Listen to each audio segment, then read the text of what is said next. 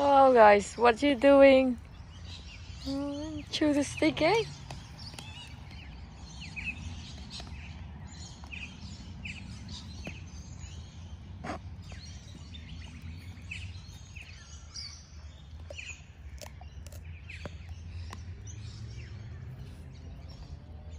Oh dear, what are you doing, hey?